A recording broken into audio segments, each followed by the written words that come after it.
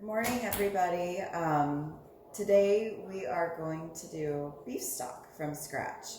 And I'm going to talk to you about the procedure. I'm going to tell you about an alternative method that will save you a little bit of time. But since we have nothing but time to kill right now, I'm going to do the long process. So first thing I have here is just some beef bones. You can use actually beef or veal, whatever you can get your hands on. Obviously, beef is probably a lot cheaper. Do not rinse them. If you rinse them, the moisture will not allow them to brown, and the brown is what we need in order to make our stock. There are some chefs that prefer to put a little bit of oil on their bones, so I'm actually going to go ahead and do that right now.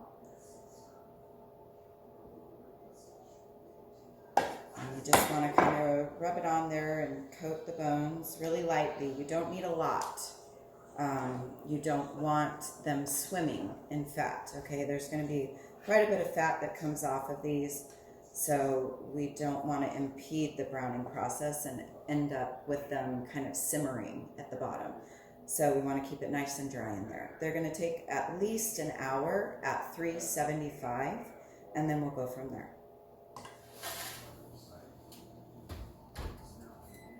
All right, we're back. It's been about 30 minutes. The bones are still roasting in the oven. It takes at least an hour again to develop that flavor and get the browning that we need for the stock. So at this point, we are going to start getting our mirepoix ready. And you guys should all know what that is, right? That is your holy trinity when it comes to cooking traditional French cuisine, which consists of 50% onion, 25% carrots, and 25% celery.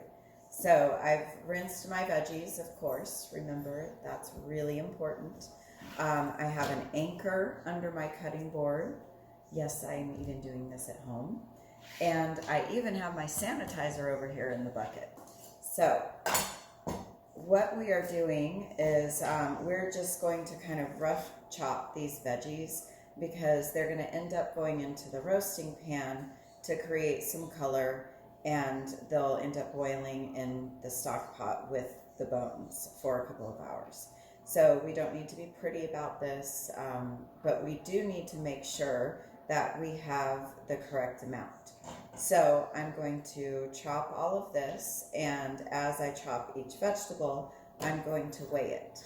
If you do not have a scale, that's completely fine. You can just use your cups, and you just want to do 50% onion, 25% celery, and 25% carrot.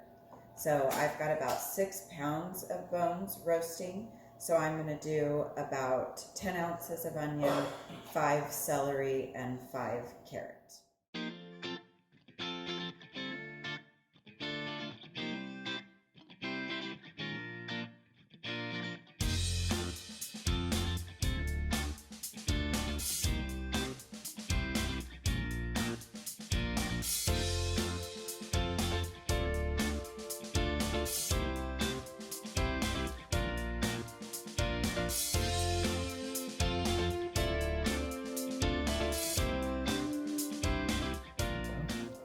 All right, so right now I've placed the bowl on my scale. Remember to have it in ounces and pounds and to zero out your scale so you're not adding the weight of the bowl to the weight of your veggies.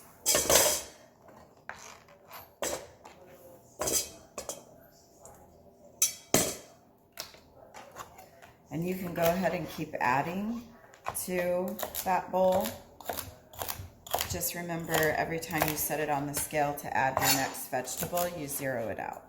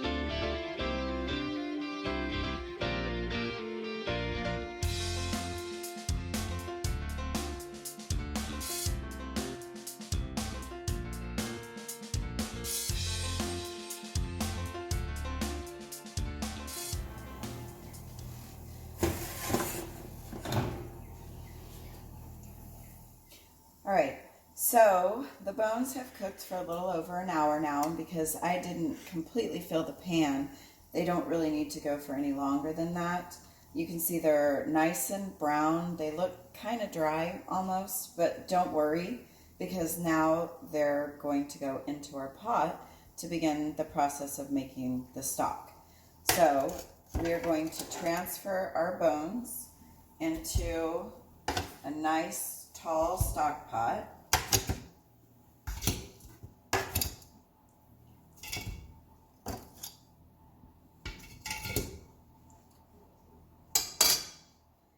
We're going to turn our power on because now we want to put this pan onto our stovetop so we can deglaze it with some water, and then after we do that, we're going to add the mirepoix and later the tomato product, which we'll then put into the stock pot also. So the amount of water that you're going to end up adding to your stock pot is going to be equal in quarts to the number of pounds of bones that you have. So in my instance, I had 6 pounds of bones, so I'm going to end up adding 6 quarts of water to my stock pot. But for this deglazing process, I don't need to put it all. So I'm going to just do enough so that I can get these little brown bits off of the bottom here. Remember, fond is the little bits of flavor that we want to add to our stock. That's going to help create the depth of flavor that we need in a really good stock. So I'm trying to make sure that I get all these little pieces off of the bottom. And remember, you don't have to put all the water that will eventually go into your stock pot in here. We just need enough to make sure we can get all of those little bits up. Remember to use your oven mitts because this pan is still hot. Once the process of releasing this fond is done, you're going to pour this all into your pot. It still needs to stay on the heat because remember, you're going to use this same pan to brown your mirepoix. But for right now, we need to add the rest of the water into our stock pot. Remember, I said it was 1 quart for every pound of beef bones or veal bones that you have.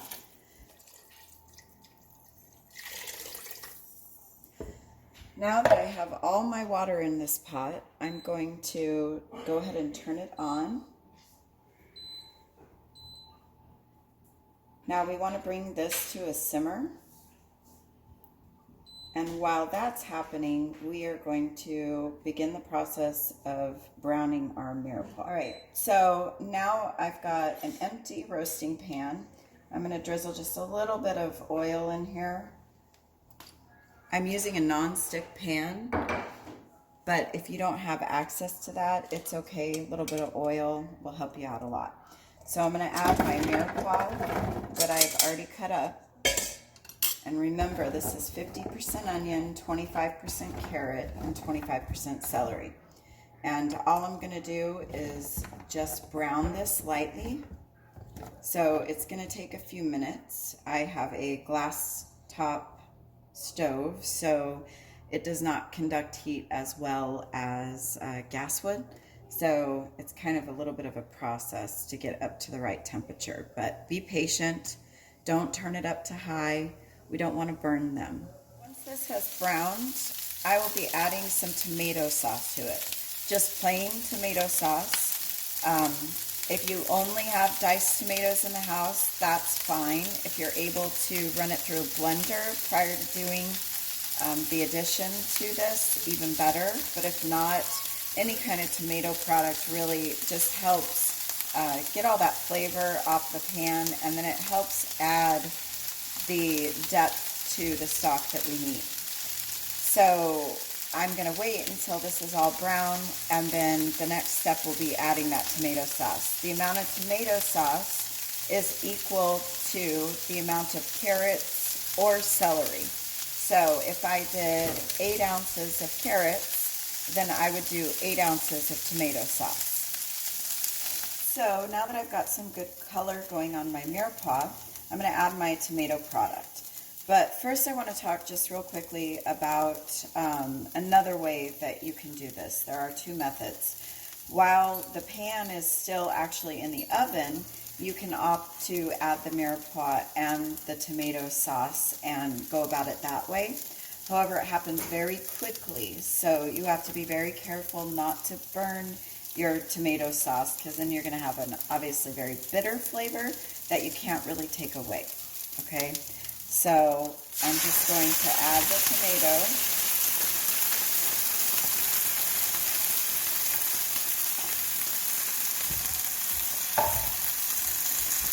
And we're going to stir that around.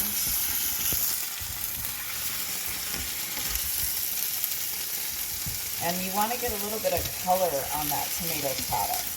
We're not just putting it in there to heat it up. We do want it to cook for just a few minutes. So you can see now how much darker my tomato product has gotten because I cooked it a little bit.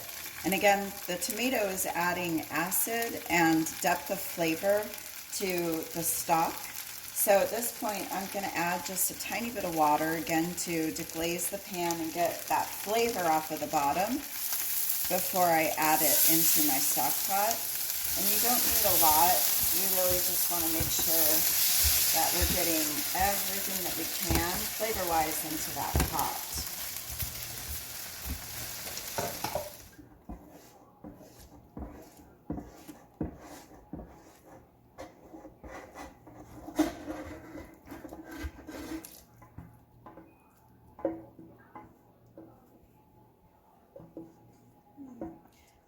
Okay, now I have everything in the pot that I've shown you so far.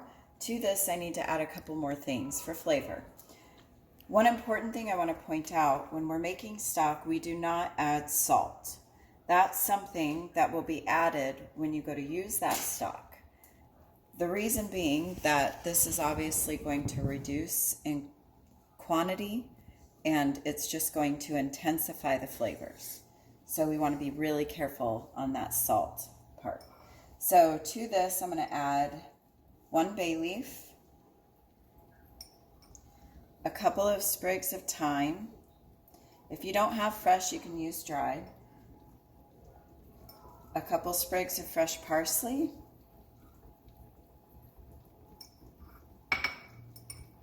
And then I've also got about a half a teaspoon of whole peppercorns and 2 cloves. And I just want to stir those in. And then we're going to let it continue to simmer for several hours to really develop that flavor. You can cover it with a lid. Just make sure that you watch it. Make sure your temperature isn't too high because we don't want anything to boil over or to burn at the bottom. Every once in a while, feel free to stir it.